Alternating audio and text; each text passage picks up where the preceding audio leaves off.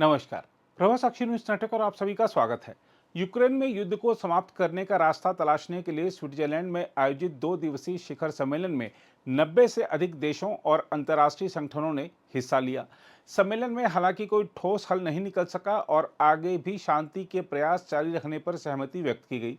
इस सम्मेलन में रूस को आमंत्रित नहीं किया गया था, इसलिए इसके सफल होने की संभावना पहले से ही कम थी। रूस ने भी इस सम्मेलन को समय की बर्बादी बताया था। हालांकि राष्ट्रपति व्लादिमीर पुतिन ने यूक्रेन के समक्ष एक सशर्त शांति प्रस्ताव रखा था, जिस पर भी इस सम्मेलन में चर्चा की गई और उसे लगभग खारिज कर दिया गया। इस सम्मेलन से चीन भी नदारद रहा था। हम आपको यह भी बता दें कि भारत समेत कुछ देशों ने यूक्रेन में शांति के लिए स्विट्जरलैंड द्वारा आयोजित शिखर सम्मेलन में संयुक्त बयान पर हस्ताक्षर नहीं किए और किसी भी विज्ञप्ति या दस्तावेज से खुद को अलग कर लिया। भारत के अलावा सऊदी अरब, दक्षिण अफ्रीका, थाईलैंड, इंडोनेशिया, मैक्सिको और संयुक्त अरब अमीरात ने विज्ञप्ति पर हस्ताक्षर नहीं किए। गौरतलब है कि भारत, सऊदी अरब, दक्षिण अफ्रीका और संयुक्त अरब अमीरात ब्रिक्स आर्थिक समूह के सदस्य हैं और इन सभी का रूस के साथ महत्वपूर्ण व्यापारिक संबंध है। शिखर सम्मेलन की मेजबानी करने वाले स्विट्जरलैंड ने कहा है कि 90 से अधिक देशों ने वार्ता में भाग लिया और उनमें से अधिकांश ने विज्ञप्ति पर हस्ताक्षर किए।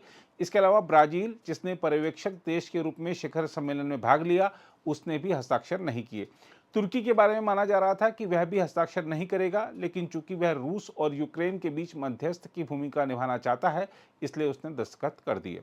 बताया जा रहा है कि शिखर सम्मेलन में भाग लेने वाले 90 देशों में से लगभग 83 ने संयुक्त बयान पर हस्ताक्षर किए। बयान में दोहराया गया है कि युद्ध समाप्त करने के लिए किसी भी शांति समझौते में यूक्रेन की क्षेत्रीय अखंडता का सम्मान किया जाना चाहिए। संयुक्त बयान में आह्वान किया गया है कि युद्ध के सभी कैदियों को रिहा किया जाए और निर्वासित तथा अवैध रूप से विस्थापित किए गए सभी यूक्रेनी बच्चों को यूक्रेन वापस भेजा जाए। शिखर सम्मेलन में कार्य समूहों ने वैश्विक खाद्य सुरक्षा और परमाणु सुरक्षा के मुद्दों को भी संबोधित किया और देशों ने यूक्रेन से जापोरिजिया परमाणु ऊर्जा संयंत्र पर पूर्ण संप्रभु नियंत्रण रखने का भी आह्वान किया। इस बैठक के बाद यूक्रेन के राष्ट्रपति वोलोदिमीर जेलेंस्की ने कहा कि शांति शिखर सम्मेलन में भाग लेने वाले प्रतिभागियों ने सहमति जताई है कि वह शांति कायम करने के लिए विभिन्न समूहों में रहते हुए काम करते रहेंगे और एक बार शांति के लिए कार्य योजना तैयार हो जाने पर दूसरे शिखर सम्मेलन के आयोजन का रास्ता खुला रहेगा। जेलेंस्की ने चीन से भी अपील की है कि वह रूस को शांति के लिए मनाने में मदद करे। जहां तक इस बैठक के दौरान अमेरिका के रुख की बात है, तो आपको बता दें कि अमेरिकी राष्ट्रीय सुरक्षा सलाहकार जैक सुलिवन ने रूस के राष्ट्रपति व्लादिमीर पुतिन द्वारा प्रस्तुत शांति प्रस्ताव को अनुचित बताते हुए खारिज कर दिया।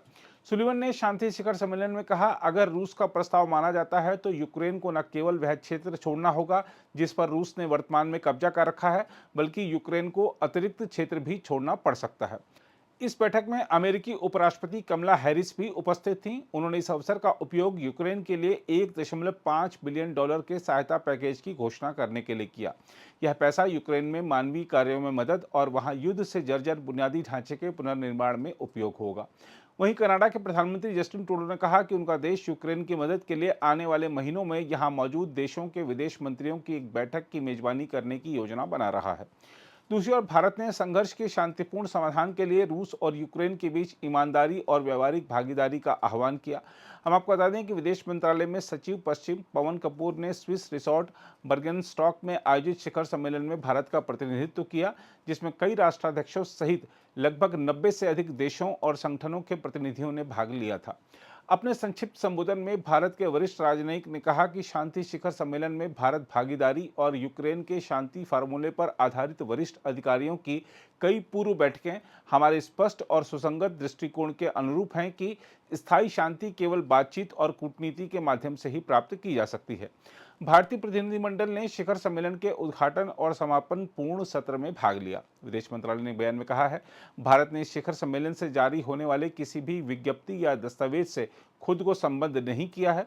मंत्रालय ने बयान में कहा है, सम्मेलन में भारत की भागीदारी, साथ ही यूक्रेन की शांति फार्मूले पर आधारित पूर्ववर्ती एनएसए या राजनीतिक निदेशक स्तर की बैठकों में भागीदारी, संवाद और कूटनीति के माध्यम से संघर्ष के स्थायी और शांतिपूर्ण समाधान को सुगम बनाने के हमारे सतत दृष्टिकोण के अनुरूप है। विदेश मंत्रालय ने कहा है कि भारत का मानना है कि इस तरह के समाधान के लिए संघर्ष में शामिल दोनों पक्षों के बीच ईमानदारी और व्यवहारिक भागीदारी की आवश्यकता है। विदेश मंत्रालय ने कहा, इस संबंध में भारत सभी हितधारकों के साथ साथ दोनों पक्षों के साथ बातचीत जारी रखेगा ताकि शीघ्र और स्थायी शांति लाने के लिए सभी गंभीर प्रयासों में योगदान समाधान दिया जा सके।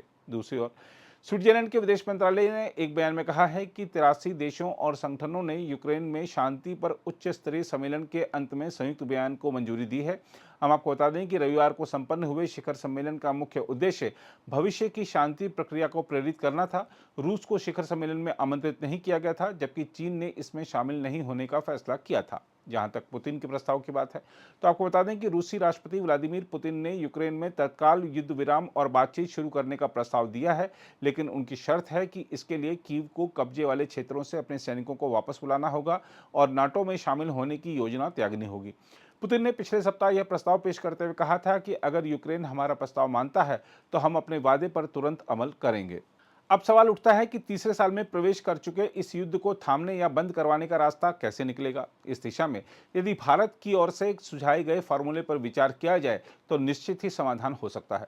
हम आपको बता दें कि पिछले सप्ताह इटली में प्रधानमंत्री नरेंद्र मोदी ने यूक्रेन के राष्ट्रपति वोलोदिमीर जेलेंस्की से मुलाकात के दौरान कहा था कि भारत रूस यूक्रेन संघर्ष के शांतिपूर्ण समाधान के लिए अपने साधनों के भीतर हर संभव प्रयास करना जारी रखेगा। उन्होंने यह भी कहा था कि शांति का रास्ता बातचीत और कूटनीति से होकर गुजरता है।